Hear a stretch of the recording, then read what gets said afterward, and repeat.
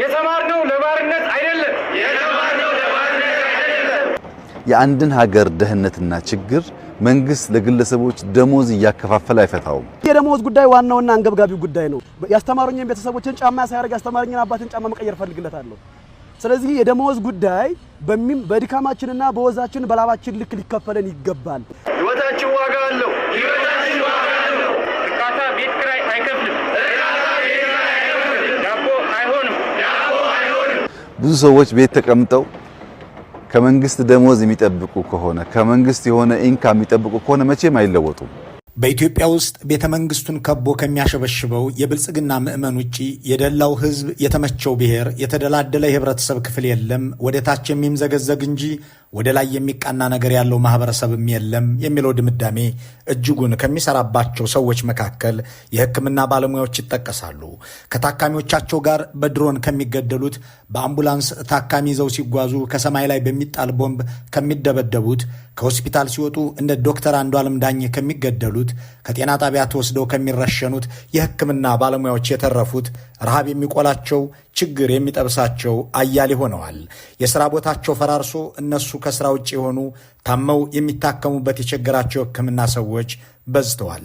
ሰሞኑንም እነዚህ የሕክምና ባለሙያዎች ስልጡን ጥያቄ በሰለጠነ መንገድ እያቀረቡ ናቸው። አገዛዙ እንደለመደው ጋውን በለበሱት ሐኪሞች ላይ ሬንጀር ለባሽ ገዳዮቹን ስለሚያሰማራበት መንገድ እየመከረ ስለመሆኑም ተዘግቧል። የሕክምና ባለሙያዎቹ በመላ አገሪቱ በተበታተነ ሁኔታ ግን ደግሞ በአንድ ድምፅ የሚያቀርቡት ጥያቄ በመንግስታዊ መገናኛ ብዙሃን ሽፋን ያገኘው በትግራይ ክልል ብቻ ነው።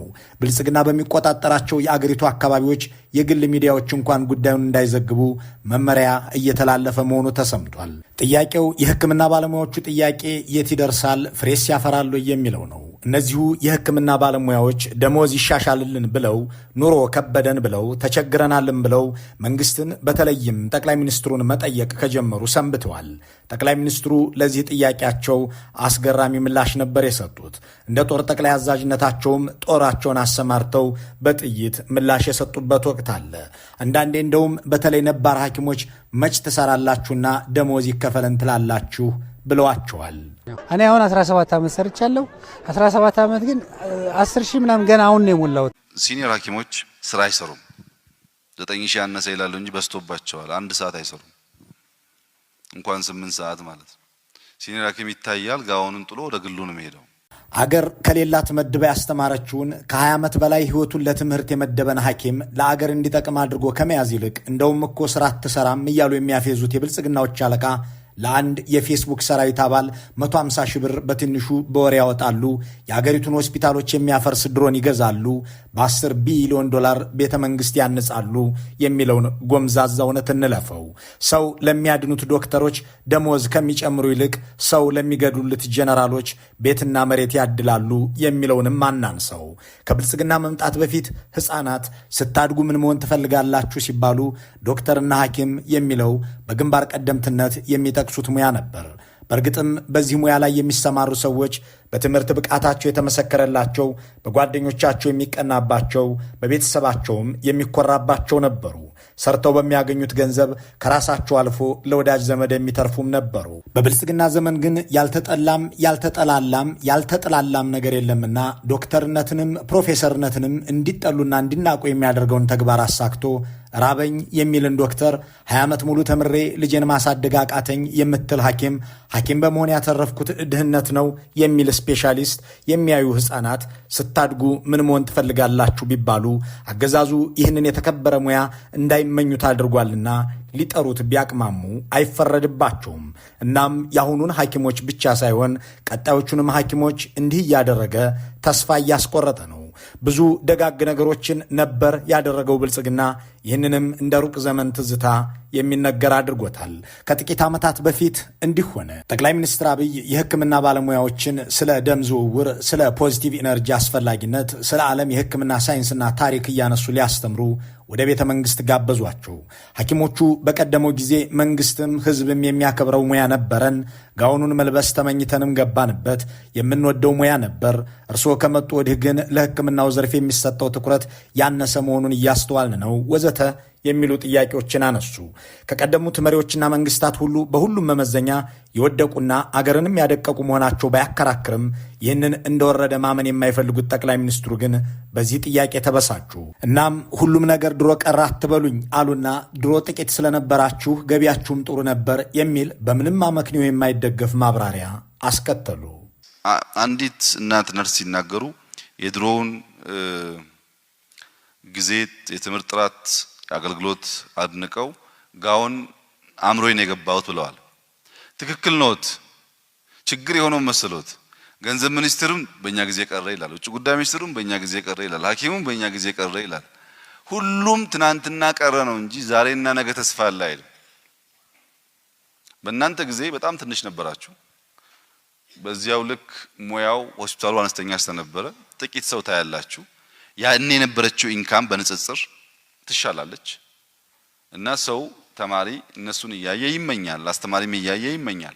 በዚያን ዕለት የነበረው ጥያቄ ብዙ ነበር። እሳቸው የተናደዱትም በብዙ ነበር። በተለይ ሐኪሞቹ በየጥያቄዎቻቸው መካከል ብዙ ዓመት ለትምህርት መመደባቸውን ብዙ መማራቸውን እያስታወሱ ሲናገሩ የጠቅላይ ሚኒስትሩ ብስጭት እየባሰበት ሄዶ በግልጽ ይታይ ነበር። አንተ አልተማርክም ያሏቸው ይመስል በማይደብቁት ንዴት ውስጥ ሆነው እኛ የተማርንና የምናውቅንን አትበሉ በማለት ገሰጿቸው። የምትሰሩት ስራና ያተረፋችሁትን ነገር ማየት ጠቃሚ ነው። ይሄ ሁሉ እኛ የተማርን፣ እኛ የምናቅ፣ እኛ የምንሻል፣ ደሞዛችን አነሰ ያለ ሰው አንድም የሴክተሩን ችግር ሳይናገር ትክክል አይደለም። ይህንን ንግግር ያዳመጠና ያስታወሰ አንድ የሕክምና ባለሙያ ለካስ ጥያቄያችንን ይመልሱ ብለን የምንጠይቀው እንዲህ ባለ ሁኔታ በበታችነት ስሜት ውስጥ ለሚማቅቁ መሪ ነው ብሎ ሊገረም ይችላል። አገዛዙ በጤናው ዘርፍ የተከተለው ፖሊሲ የጤና ተቋማትን ማውደም፣ ሟችን ማብዛት፣ ሐኪምን ማጎሳቆልና ማስመረር ነውና አገሪቱ በውድ ዋጋ ያስተማረቻቸውን የሕክምና ባለሙያዎች በአግባቡ ለመያዝ፣ ለሚያክሟቸው ህሙማን መድኃኒት ለማቅረብ፣ የባለሙያዎቹን ኑሮ ለማሻሻል ፍላጎት ሊኖር አይችልም። እዚህ ጋር አንድ ጥሩ ምሳሌ አለ። በኢትዮጵያ ሕክምና ውስጥ እጅግ ጥቂት ባለሙያዎች ካሉት ዘርፍ ውስጥ የህፃናት ልብ ሕክምና አንዱ ነው። በዚህ ዘርፍ የሚሰሩ ሐኪሞች በሌላው ሀገር በባትሪ የሚፈለጉ ተገቢ ክፍያም የሚያገኙ እንደሆነም ይነገራል። ይህንኑ የጠቀሱ አንድ የህፃናት ልብ ሐኪም ሳግ በተናነቀው ስሜት መንግስት አይግፋን፣ ዕቃ አስገብተን ህፃናትን እንድናክም አንከለከል፣ ፖሊሲውም ይሻሻል፣ የእኛም ኑሮ የሚሻሻልበት መንገድ ይፈለግ፣ አገሬን ማገልገል እፈልጋለሁ፣ አገሬን መልቀቅ አልሻም፣ ግን እየተገፋን ነው አሉ። በዚህ ጊዜ ሌላኛው የጠቅላይ ሚኒስትሩ ብስጭት ቦግ አለ። እኔም እኮ ኮምፒውተር ተምሬያለሁ፣ አገር ይበልጣል ብዬ እንጂ እዚህ የተቀመጥኩት በሙያ እሰራለሁ አሉ። ዛሬ ያከምናቸው ልጆች ዕቃ የለም፣ እባካችሁ የዛሬ ዓመት ተመልሳችሁ ነው። ባለሙያው አለ፣ ሆስፒታሉ አለ፣ ግን ምን እናርጋችሁ ብለን የዛሬ ዓመት ሲመጡ ኦፕሬብል የነበረው የልጆቹ ኬዝ ኢንኦፕሬብል ሆኖ ይመጣል። ያንን ለማድረግ አይነው ሀገሪቷ ውስጥ ብዙ ችግር አለ። ይሄ ብቻ አይደለም ችግር፣ ግን ፕራዮሪቲ እናንተ ትልልቅ ፊገር ላይ ያላችሁ የሀገሪቷ ትልልቅ ባለስልጣናት እዚህ ላይ ነው ልትረዱንና ልታግዙን የሚገባው። እኛ የተሰበረ ልብ እንጠግናለን ብለን የእኛ ልብ ከተሰበረ ቆሙ። ስለዚህ we have to say enough. Sometimes it's good to say enough is enough. በጣም it's easy to leave the country. ግን ያ መፍትሄ አይደለም። እኔ ሀገሬን ጥዬ መሄድ አልፈልግም። ሀገሬን ህዝቤ ማገልገል እፈልጋለሁ። ግን don't push us. እንኳን በእኛ ደረጃ የተማረ ቀርቶ በጣም it's easy ሀገሪቷን ለቆ ለመውጣት። እኔ በህፃናቱ መደራደር አልፈልግም። ልጆቻችንን ማዳን እየቻለን ለምንድን ነው የተሻለ ዶላር ክፍያ የምንሄደው? እዚህ የሚገኘው ክፍያን ማሻሻል፣ ፖሊሲያችንን ማሻሻል፣ አብረን መስራት እየቻለን ለምንድን ነው የምንገፋው? እና ወረድ ብላችሁ አሰራሩን ተመልከቱት። እዚህ ጋር ስናገር ልጆቹ ትዝ ስለሚሉኝ ነው እንጂ it's not about our right. ክቡር ጠቅላይ ሚኒስትሩ በጣም አፋጣኝ ምላሽ እንፈልጋለን። ይሄ የነፍስ አድን ጥሪ ነው። ስለ ልብ ብለው ከልብ ያድምጡ። ልጆቹ በጣም አጥቷቸዋል። Don't push us. There are lots of opportunity out there. ያልሻት ያው በስሜት ውስጥ ስለሆነ ትቻለሁ፣ ግን the opportunity works for me too. አንቺ ብቻ አይደለም፣ እኔም ይሰራል፣ እኔም ያለ ሁላችንም ሀገር ይቀድማል ብለን ነው እንጂ እዚህ ያለ ነው መሄጃ ስላጣን አይደለም። ለእናንተ ብቻ የሚሰራ ነገር አይደለም ይሄ፣ ወይም ስራው የተሻለ ክፍያ ስላለው ስለሚያጓጓም አይደለም። ልክ እንዳልሽው ልብ ማከምና ህፃን ማዳን ለአንቺ እርካታሽ ነው ከምንም በላይ። አንዳንዱ ደግሞ የተለየ ጥሪ ያለው ለሁላችንም ኢኳል የሚሰራ እንጂ ሐኪሞች የተማራችሁ የምትፈለጉ በኮምፒውተር የተማርን ሰዎች ማንፈለግ ከመሰላችሁ ተሳስታችኋል። እንደዛ አይደለም። በሳግና በእንባ ተሞልተው ስለ ሀገርና ሕፃናት ብለው የሕክምና ዘርፍ ፖሊሲ እንዲቀየር፣ የሕክምና ቁሳቁስ በተለይም የሕፃናት ማከሚያ መሳሪያዎች ያለ ቀረጥ ይገቡ ዘንድ እንዲፈቀድ፣ የሐኪሞች አያያዝም እንዲሻሻል፣ ይህ ካልሆነ ግን ባለሙያዎች ሀገራቸውን ጥለው እንደሚሰደዱ የገለጹት ዶክተር አትግፉን ብለው ጠቅላይ ሚኒስትሩን ሲጠይቋቸው እኔም ሀገርን ላስቀድም ብዬ ነው እንጂ በኮምፒውተር የተማርኩ ስለሆንኩ ልክ እንደ ሐኪሞች ውጭ ሀገር እፈለጋለሁ ብለው መልሰዋል። በግድ ጠቅላይ ሚኒስትራችን ሁኑና ምሩን የተባሉ ይመስል ስለ መንግስታቸው ፖሊሲና አገራዊ አጀንዳ ሲጠየቁ የግል ጉዳያቸው አድርገውት ሲበሳጩ ተሰሙ። በሕክምና ላይ የተሰማሩ በርካታ ባለሙያዎች ከዚህኛው የጠቅላይ ሚኒስትሩ ንግግር በኋላ በጤናው ዘርፍ የሚሻሻል ነገር እንደማይኖር ሲናገሩ ነበር። የተባለውም አልቀረም። ከ8 ሚሊዮን በላይ ኢትዮጵያውያን በወባ ወረርሽኝ ታመው ሲተኙ መንግሥት የዓለም ጤና ድርጅትም ሌላ ግብረሰናይ ተቋምም እንዳያይ አድርጎ ማስቀመጡ በነ ኒውዮርክ ታይምስ ሳይቀር ተዘገበ። መድኃኒት እንዳይገዛ ተደረገ። በቢሊዮን ዶላር ሀብት የተገነቡ ሆስፒታሎችና ጤና ተቋማት በድሮንና መድፍ ወደሙ። ሐኪሞች ተገደሉ። ኑሮ እንደ መርግ ከበዳቸው። እናም ዛሬ ይህንን ጥያቄ ይዘው ሐኪሞቹ ታካሚዎቻቸው እያዩቸው፣ ሕዝብም እያስተዋላቸው ጥያቄውን ሊያሰሙ ተሰልፈዋል። ትናንት ያሰሙትን ዛሬም እየደገሙት ናቸው። 12 ዓመት ተምሬያለሁ። ከፍተኛውን ከሀገሪቱ ውስጥ ከፍተኛውን ውጤት ያመጣው ተማሪ ነኝ። ወደ ሕክምና ገባው። ከዛ በኋላ ግን አሁን ተመርቄ ስራ ሲይዝ 36 ሰዓት ያለ ረፍት ያለ እንቅልፍ እሰራለሁ። በትምህርት ሰዓትም ያለ እንቅልፍ ያለ ምንም ነገር ነው የምማረው። ግን ከተማርኩ በኋላ ደሞዝ የሚከፈለኝ 4700 ብር ነው። የባጃጅ ሰራተኛ በቀን ከዛ በላይ ነው የሚያገኘው። የተከበረውን የመከላከያ ሬንጀር አርክሶ ሴት መድፈሪያና ሕፃናት መግደያ ያደረገው የብልጽግና መንግሥት የተከበረውን የመምህርነት ጋውን አሳንሶ ከማስተማር የጉልበት ሠራተኛነትን ተመራጭ ያደረገው አገዛዝ ብዙዎች ሊያጠልቁት የሚናፍቁትን የሕክምና ጋውንም በብዙ አጣጥሎታል። ከኔ በላይ የተማረ የለም አትበሉ ከማለት አልፎ ፍላጎታችሁ መኪና በራችሁ ላይ ማቆም ነው እስከ ማለት ተሳልቋል። አሁንም አንድ መልስ እናስታውስ። የሕክምና ባለሙያዎች የትራንስፖርት አቅርቦት አለመኖሩ በሚሰጡት አገልግሎት ላይ እክል እየፈጠረባቸው መሆኑን በማንሳት ለጤና ተቋማት መኪናዎች የሚመደቡበት መንገድ ቢመቻች የሚል ጥያቄ አነሱ። ይህንን ማድረግ የምንሰጠውን አገልግሎት ያቀላጥፈዋልም አሉ። ጠቅላይ ሚኒስትር አብይ ያፌዙት ከዚህ በኋላ ነው።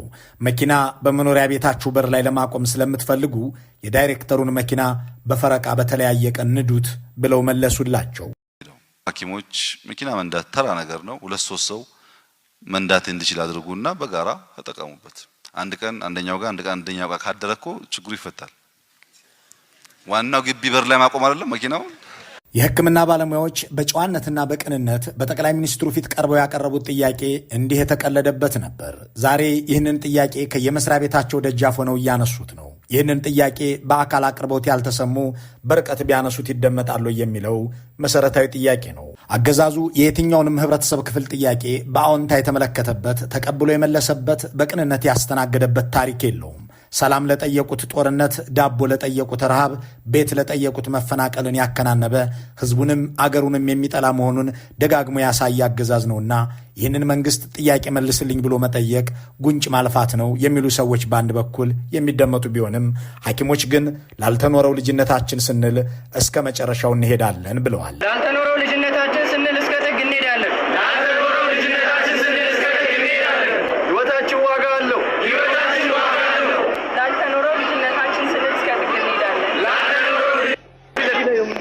የብልጽግና ባለስልጣናት ሚስቶቻቸውንም ልጆቻቸውንም ወላጆቻቸውንም በዱባይና በአቡዳቢ በአውሮፓና ባንኮክ እንደሚያሳክሙ አይደብቁም። ለዚህም በመቶ ሚሊዮኖችን ወጪ እንደሚያደርጉ ይህንን በምስሉ ላይ የሚታየውን የባንክ ሰነድ ዋቢ እናድርግ።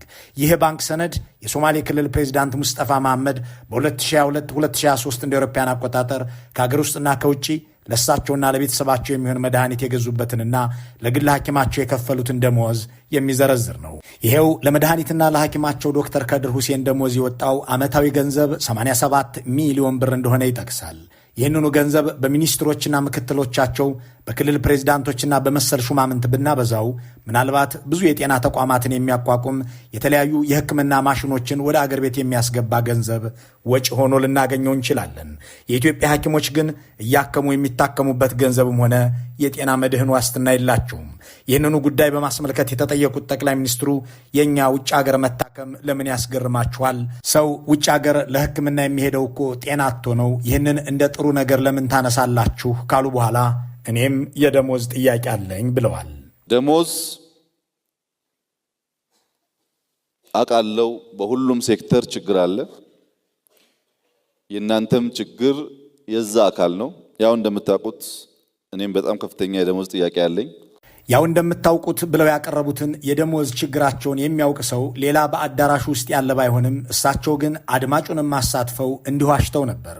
ዛሬ ያንን የደሞዝ ጥያቄ ያነሱትም ምስጋና ለጠቅላይ ሚኒስትርነታቸው ይግባና ራሳቸው እንዳሉት ድህነትን የአገር መሪ ከሆኑ በኋላ ድል አድርገውታል። እናም ዛሬ ትላልቅ ኩባንያዎች ያሏቸው ቢሊዮነር ሆነዋል። ድርጅቶቻቸው በአዲስ አበባ ቤት እየሰሩ ይሸጣሉ። ከዱባይ እስከ ኢትዮጵያም ይነግዳሉ። የኢትዮጵያ ሐኪሞች ግን በ2011ም ዘንድሮም አምናም የሚያነሱት ጥያቄ አንድ አይነት ነው። ይህ ጥያቄያቸው እንዲመለስላቸው እየተማጸኑ ምላሽ ከሌለው ግን ወደ ሥራ ማቆም አድማ እንደሚገቡ አሳውቀዋል። እናም የመጨረሻው ሳምንት ላይ ደርሰናል እያሉ ነው። እንዳም ሆኖ አገዛዙ ከእነዚህ ሕክምና ባለሙያዎች ጋር እልህ የተጋባ የሰውን ሕይወት ለሚታደገው ጤና ሚኒስቴር ይልቅ የሰውን ሕይወት በጅምላና በችርቻሮ ለሚገድለው መከላከያ ሚኒስቴር ረብጣ ገንዘብ የሚመድብ በመሆኑ ለዚህ ጥያቄ ጆሮ ይኖረዋል ተብሎ አይጠበቅም።